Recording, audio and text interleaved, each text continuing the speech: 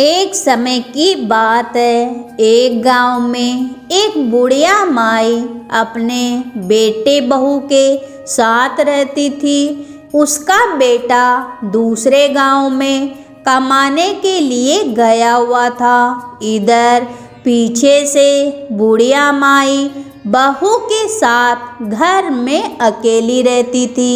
बहू से खाना नहीं देती थी। सारा बना हुआ खाना अकेले ही खा जाती थी और थोड़ा सा खाना जमीन पर गिरा देती थी। जब सास भोजन के लिए पूछती तो बहू चूहों का झूठा नाम लगा देती और कहती कि खाना तो रखा था माँ जी, पर शायद चूहों ने खा लिया। बुढ़िया माई श्री गणेश जी महाराज की परम भक्त थी। सुबह शाम गणेश जी महाराज की पूजा अर्चना किया करती थी। एक दिन डाकिया चिट्ठी लेकर आता है। उस चिट्ठी में लिखा होता है कि उसका बेटा वापस घर आ रहा है। यह सुनकर बुढ़िया माई बहुत खुश हो जाती है। उधर उसकी पत्नी ने सोचा कि पति के घर आने से पहले वह घर का सारा काम कर लेगी। यह सोचकर वह रात को जल्दी सो गई। दूसरी तरफ भगवान श्री गणेश जी यह सब दिव्य दृष्टि से देख रहे थे। उन्होंने सोचा कि हर रोज यह खाना अकेले खा जाती है और सारा इंजाम मेरे मासूम चूहों पर लगा देती है और इस बेचारी बुढ़िया माई को भूखे रखती है। आज इसे सबक सिखाना ही होगा। बहू हर दिन साड़ी को खूंटी पे टाक कर सोती थी। उसने उस दिन भी वैसा ही किया। उसके सोते ही भगवान श्री गणेश जी महाराज ने अपने चूहों को आदेश दिया कि जाओ और जाकर इसकी साड़ी को बिल में छुपा दो। चूहों ने उसकी साड़ी बिल में छुपा दी। जब बहू सुबह जल्दी उठी और साड़ी ढूंढने लगी, लेकिन साड़ी खूंटी पर नहीं थी। उसने इधर उधर देखा परंतु साड़ी उसे नहीं मिली।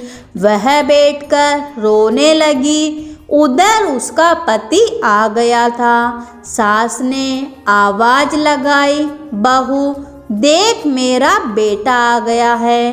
तब बहू ने कुछ नहीं बोला। सास ने फिर आवाज लगाई। बहू बोलती है कि माँ जी मेरी साड़ी नहीं मिल रही है, मैं बाहर कैसे आऊँ। तब उसका पति कमरे के अंदर चला आता है और उसे बिना साड़ी के देखकर उसे मारने लगता है। कहता है कि बंद कमरे से साड़ी कहाँ जाएगी। उतने में बुढ़िया माई भी कमरे के अंदर आ जाती है।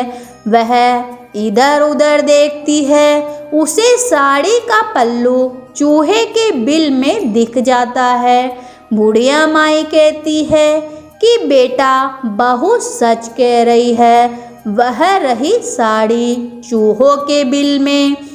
बहू सास के पैर पकड़ लेती है और कहती है कि माँ जी मुझे माफ़ कर दीजिए। मेरी करनी मेरे साथ मैं हर रोज भोजन चुरा कर खाती थी और नाम चूहों का लगा देती थी, इसलिए गणेश जी महाराज ने मुझे इसकी सजा दी है। उसके बाद से ही वह गणेश जी महाराज पर अटूट विश्वास करने लगी।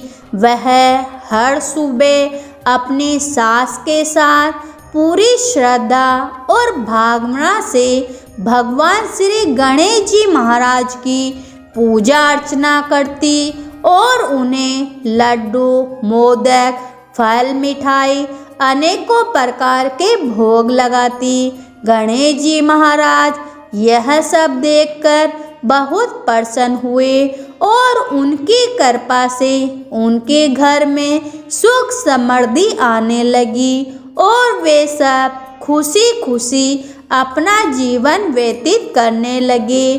तो प्रेम से बोलिए गणेश जी भगवान की जय हो।